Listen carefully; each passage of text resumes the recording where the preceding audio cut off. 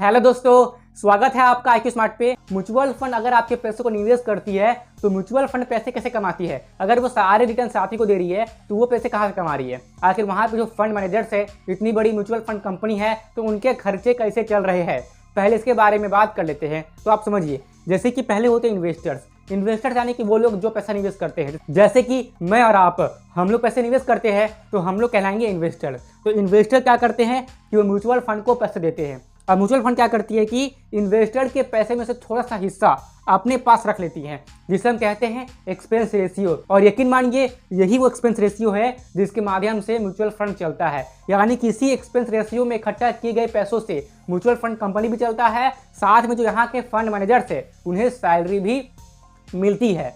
अब ये expense ratio 0.1% से लेकर 0.2% तक होता है, या इससे भी अधिक हो सकता है, लेकिन मैंने तो भी देखा नहीं है। अगर आपने देखा है तो आप मुझे कमेंट बॉक्स में बता दीजिए। खैर, मैंने तो केवल 2% तक ही देखा है कि एक्सपेंस रेशियो होता है। तो यहाँ तक आप समझ गए हैं कि इस एक्सपेंस रेशियो के माध्यम से जो कि इन्वेस्टर के पैसों से ही लिए जाते हैं, जिससे कि म्यूचुअल फंड का खर्चा चलता है और इसी से यहाँ के फंड मैनेजर्स को उनकी सैलरी भी मिलती है। अब आगे देखिए, तो एक्सपेंस रेशियो निकालने के बाद क्या होता है कि जो आपके बचे हुए पैसे यानी कि 0.1% से लेकर 2% तक, इतने कट करने के बाद जो पैसे बच गए उससे इन्वेस्टमेंट टूल जैसे कि स्टॉक मार्केट में निवेश कर दिया जाता है। अब यहाँ से जो रिटर्न मिलते हैं, इस रिटर्न में से कुछ टैक्स जाता है।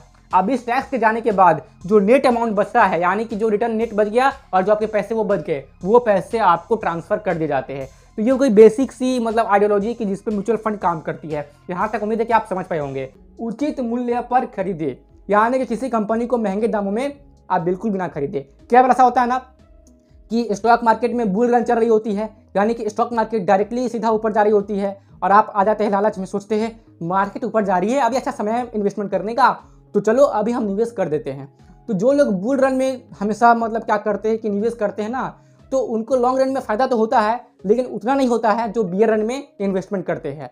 वॉरेन बफेट ये कहते हैं कि जब मार्केट ऊपर जा रही हो ना बहुत तेजी से, तो आप डर जाओ। यानी कि अभी आपको कोई भी कंपनी के शेयर्स को नहीं खरीदना है, क्योंकि जब मार्केट बुल रन में होती है तो अधिकतर लोग मार्केट में निवेश कर रहे होते हैं, जिससे कि मार्केट वैल्यू बढ़ जाती है। और इस समय क्या होता है कि कई छोटी मोटी कंपनी के शेयर प्राइस भी बढ़ने लगते हैं। तो इस समय पे क्या होगा कि जो अच्छी कंपनियां होती है ना, तो उनके शेयर्स भी आपको महंगे दामों में मिल जाएगी। और आपको ऐसा वॉरेन बफेट जी का कहना है कि जब मार्केट डाउन होती है ना, तो उस समय आपको ग्रीडी हो जाना चाहिए, यानी कि आपको उसी समय खरीदारी करनी चाहिए। क्योंकि जब मार्केट बियर रन में होती है ना, तो उस समय अच्छे कंपनी की जो शेयर प्राइस होती है ना, वो काफ़ी आपको अच्छे दामों में मिल जाती है। और कई बार तो वो अपने इंट्रिंसिक वैल्यू से भी आपको नीचे मिलती है। अब मैं आपको क्या कह रहा हूँ समझिए। इंट्रिंसिक वैल्यू का मतलब होता है ट्रू वैल्यू, किसी भी कंपनी की एकदम सही प्राइस, है ना।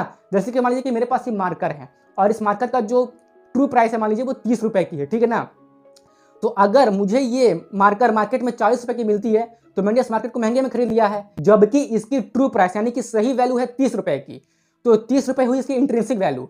लेकिन अगर मैं इसे 25 रुपए में किसी तरह खरीद लेता हूं ना, तो बोलिए क्या इसमें मेरा फायदा नहीं है? ऑफकोर्स मेरा इसमें फायदा है, क्योंकि ये 30 रुपए की है और मैंने इसको 25 रुपए में ही खरीद लिया है, ठीक है। और मैं इसे फिर बाद में जब मार्केट बढ़ जाएगी तो मैं इसे 40 रुपए पे बेच दूंगा, यानी कि मुझे फायदा होगा 15 रुपए का। जबकि अगर मैं इसे 40 रुपए में खरीदता तो मुझे 1 रुपए का भी फायदा नहीं होता। आइए मैं आपको यहाँ पर एक बार और यहाँ पे डिटेल में समझा दे रहा हूँ, जैसे कि समझिए यहाँ पे, ठीक है। यहाँ पे ध्यान से देखिए ना, यहाँ देखिए, जैसे कि मान लीजिए कि ABC नाम की कोई कंपनी है और इसकी जो ट्रू वैल्यू है वो है 50 रुपए की। लेकिन अभी जैसे कि मार्केट में बुल रन चल रहा है, मार्केट ऊपर जा रहा है, तो लोग ज़्यादा निवेश कर रहे हैं।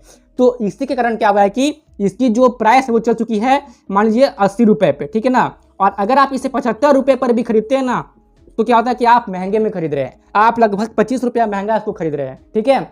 लेकिन अगर मार्केट जाती है बियर रन में डाउन जाती है और इस कंपनी की जो शेयर प्राइस है ना वो अपने इंट्रिंसिक वैल्यू में आ जाती है, अगर और आती भी है। अधिकतर बियर मार्केट में क्या होता है कि कई सारी बड़ी बड़ी अच्छी कंपनी की जो शेयर प्राइस है ना वो अपने ट्रू वैल्यू तक आई जाती है, और कई बार तो उससे नीचे भी आ जाती है, और आपको इसी समय का इंतजार करना होता है और इसी समय पे आपको निवेश करना होता है। वॉरेन बफेट इसी स्ट्रेटेजी को फॉलो करके इतने पैसे बना पाए हैं अपने इन्वेस्टमेंट की दुनिया में, ठीक है। तो मान लीजिए क्या हुआ कि अब आ चुका है बियर रन, है ना, मार्केट गिर रहा है और ये एक अच्छा कंपनी है ABC लिमिटेड, और इसकी जो ट्रू वैल्यू है वो 50 रुपए पर इसकी एक शेयर की प्राइस आ चुकी है। इस कंपनी की एक शेयर की प्राइस 50 रुपए पे आ चुकी है ना। अब क्या होता है ना कि मार्केट को ज़्यादा बेरन हो गया, अब इस कंपनी के शेयर प्राइस इसके ट्रू वैल्यू से भी नीचे 45 रुपये पे आ गई, ठीक है ना।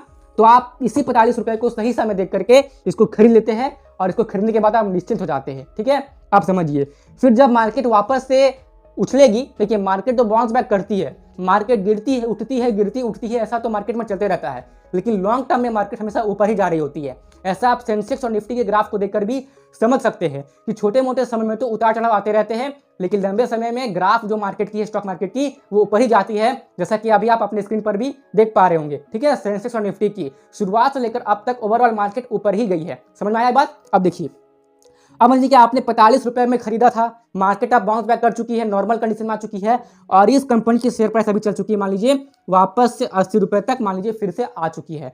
तो आपको पर शेयर कितने रुपए का फायदा हो रहा है? लगभग 40 रुपये का फायदा हो रहा है, मतलब 35 रुपये की आपको फायदा हो रहा है। कितना?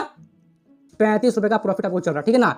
लेकिन अगर आपने इसे 75 रुपये में ही खरीद लिया होता तो अभी जैसा कि इस कंपनी की शेयर प्राइस 80 रुपये पे चल चुकी है तो आपको पर शेयर केवल 5 रुपये का ही फायदा हो रहा होता। तो 30 रुपया आपने कमाई किया एक्स्ट्रा, किस लिए?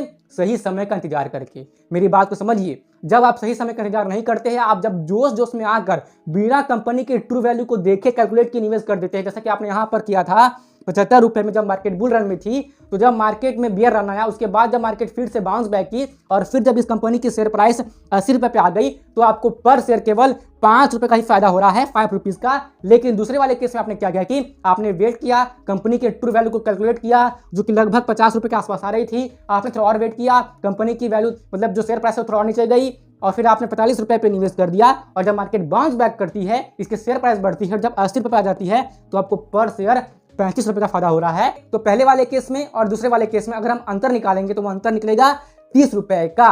तो ये आपका फायदा हुआ वॉरेन बफेट जी के इन्वेस्टमेंट स्ट्रेटेजी को फॉलो करने के कारण।